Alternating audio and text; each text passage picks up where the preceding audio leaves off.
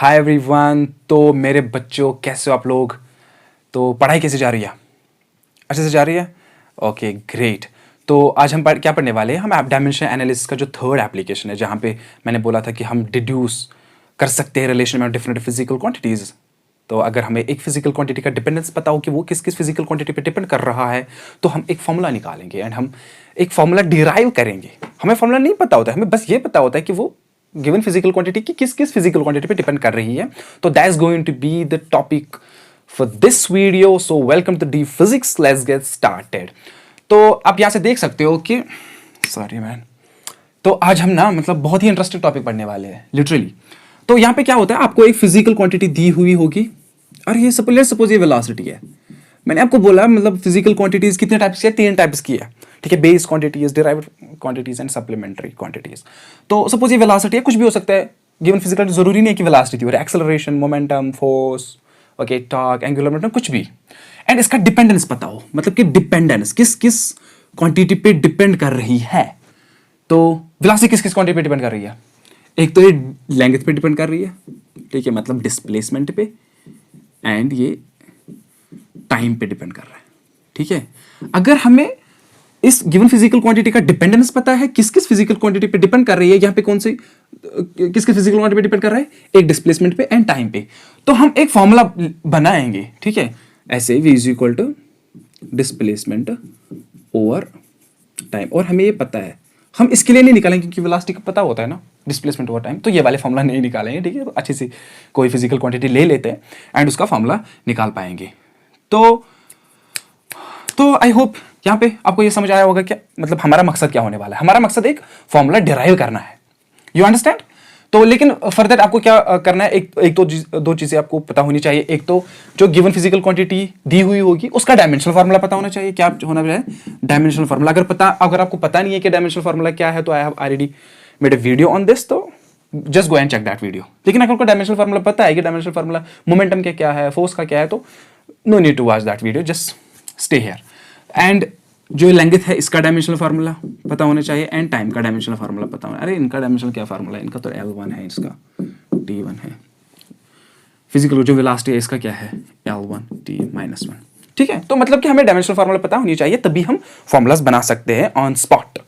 अगर आप एग्जाम में फंसोगे तो वहां पे भी आप डायमेंशनल वो फॉर्मूला बना सकते हैं। लेकिन आपको एक चीज मैं यहाँ पे बताऊँ, डिपेंडेंस का थोड़ा मैं बता देता हूँ। ये डिपेंडेंस क्या होता है, देखो आपने नीट का एग्जाम देना है। नीट में सिलेक्शन किस किस सब्जेक्ट पे डिपेंड कर रहा है? एक तो केमिस्ट्री पे डिपेंड कर रहा है, बायो पे डिपेंड कर रहा है, और खुद की फिजिक्स में लास्ट ही रखूंगा, ठीक है। लेकिन क्या एग्जैक्टली हर सब्जेक्ट पे इक्वली डिपेंड कर रहा है? नहीं, यहाँ पे थोड़ा बायोलॉजी का ज्यादा है, तो ज्यादा के लिए हम 2 रखेंगे, ठीक है। यहाँ पे 1 1, ठीक है। अगर नहीं करता होता बायोलॉजी पे, सपोज ये इंग्लिश पे डिपेंड नहीं कर रहा था, English to the power 0 depend ही नहीं कर रहा इंग्लिश पे, ठीक है। तो हमेशा जरूरी नहीं है कि 1 1 1 हो, डिपेंडेंस कभी 2 भी आता है, कभी माइनस भी आ सकता है, मतलब -1 -2 1 और 2 रूट क्यूब रूट व्हाटएवर कुछ भी आ सकता है डिपेंडेंस। एंड यहां पे मतलब मिस्टेक मत करना है कि dependence always to the power 1 होता है, you understand. Okay, let's take example of momentum. Momentum का फॉर्मूला निकालते हैं। आपको पता है मोमेंटम क्या होता है? सर नहीं पता है मोमेंटम क्या होता है। अरे आसान ही है, आपको बॉल ने तो कभी टक्कर मारी होगी। सपोज किसी बैट्समैन ने बॉल पे जो मतलब उस पे स्ट्राइक की एंड वो सीधे हमारे माथे पे लगी, आर्म पे लगी। कब लगती है ज्यादा? आपको पता है कब लगती है ज्यादा? ओके, नहीं पता। एक तो मास उसका एंड उसकी वेलोसिटी। अगर ज्यादा तेज तो ज्यादा लगती है, अगर ज्यादा भारी, okay, you know that heavy ball, अगर जो 10 रुपीज़ में आती थी, 20 रुपीज़ में आती थी, वो उसे बहुत पेन होती थी। लेकिन जो 5 रुपीज़ की आती थी उससे लगती नहीं थी ज़्यादा, क्योंकि उसका मास कम होता था। जो जिसका प्राइस ज़्यादा होता था उसका मास ज़्यादा होता था, यू अंडरस्टैंड। तो वही है, मास पे डिपेंड कर रहा है एंड वेलोसिटी पे डिपेंड कर रहा है, ठीक है। तो जो यहाँ पे गिवन फिजिकल क्वांटिटी वो कौन सी है? वो मोमेंटम है। क्या है? मोमेंटम है। प्लीज ध्यान रख लेना, मोमेंटम गिवन फिजिकल क्वांटिटी है।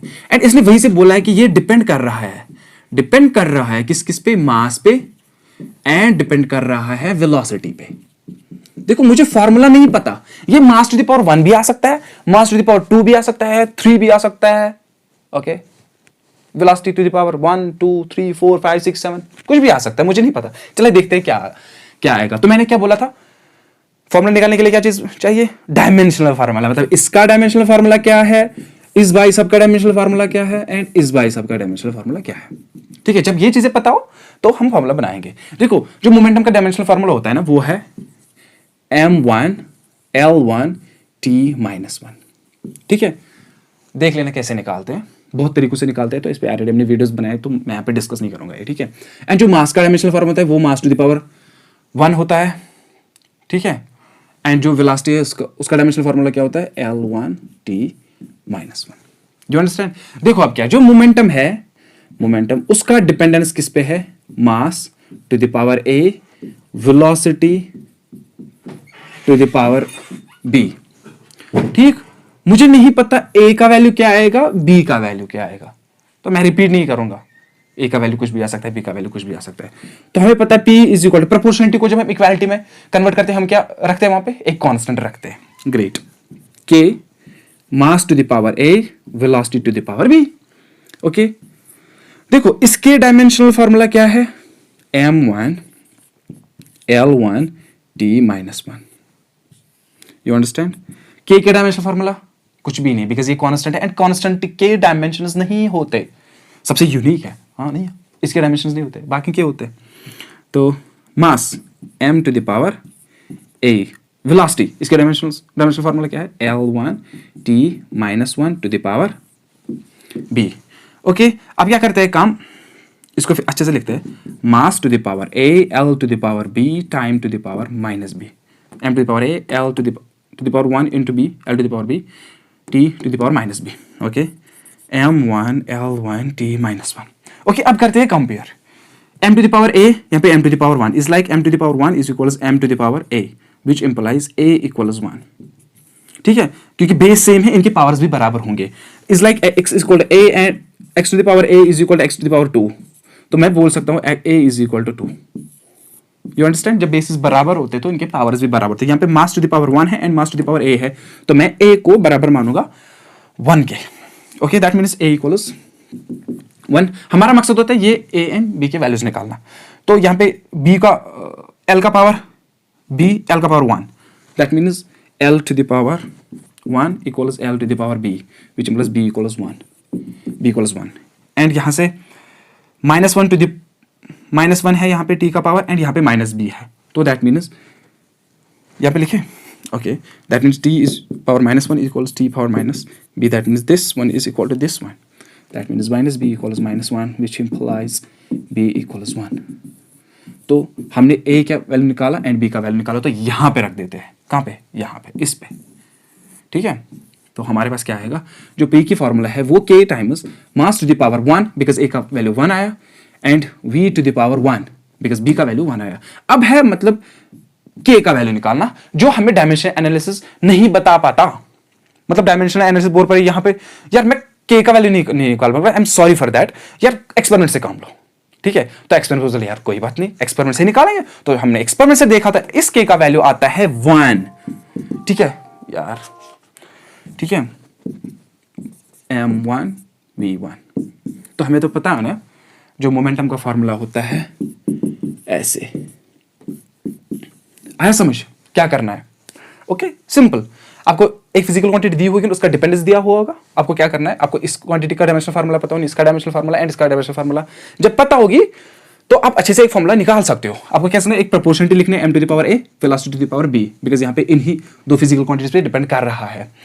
ठीक है, तो प्रोपोर्शन को कन्वर्ट करते हैं इक्वालिटी में, k रखते हैं कांस्टेंट एंड k का बाद में एक्सपेरिमेंटल वैल्यू निकालते, डायमेंशनलेस नहीं निकाल पाती ये हम बोलेंगे कि लिमिटेशंस ऑफ डायमेंशन एनालिसिस की, कांस्टेंट्स के डायमेंशंस नहीं निकाल पाता है, और ये जो कांस्टेंट यहाँ पे रखते हैं इसका वैल्यू नहीं निकाल पाता। ओके ओके, तो let's take another example.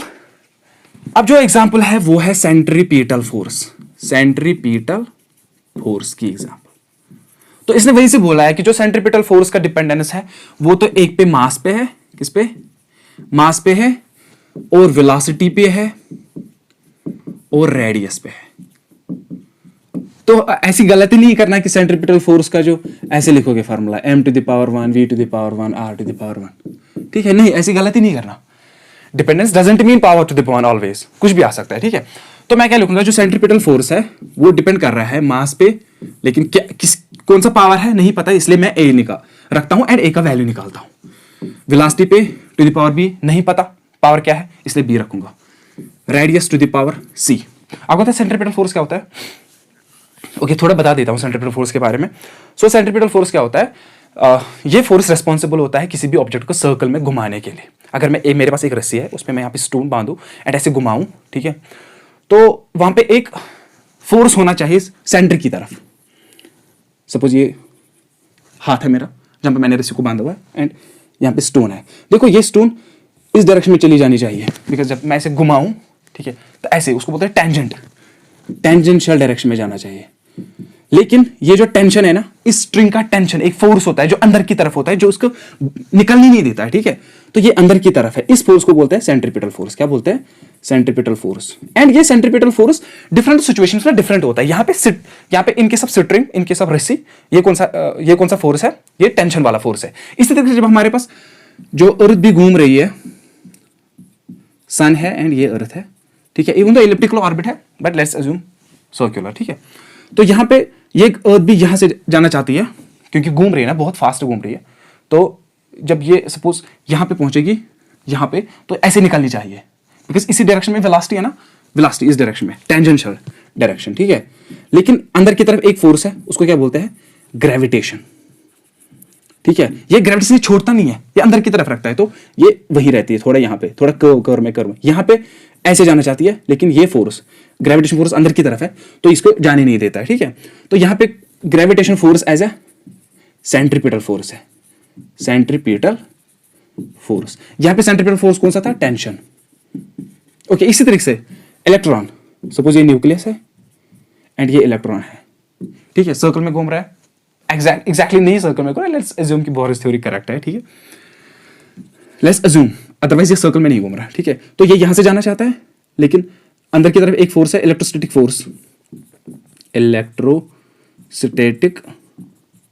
Force, जो इसको जाने नहीं देता। यहां पे जब पहुंचेगा तो ऐसे जाना चाहेगा, टेंजेंशियल, लेकिन ये फोर्स जाने नहीं देगा, अंदर की तरफ पुश करेगा, ठीक है। तो यहाँ पे सेंट्रीपिटल फोर्स कौन सा है? Electrostatic force, centripetal force. आपको समझ आ रहा है? यहाँ पे ये मकसद नहीं है हमारा पढ़ना, ये हम पढ़ेंगे सर्कुलर मोशन में, ठीक है। तो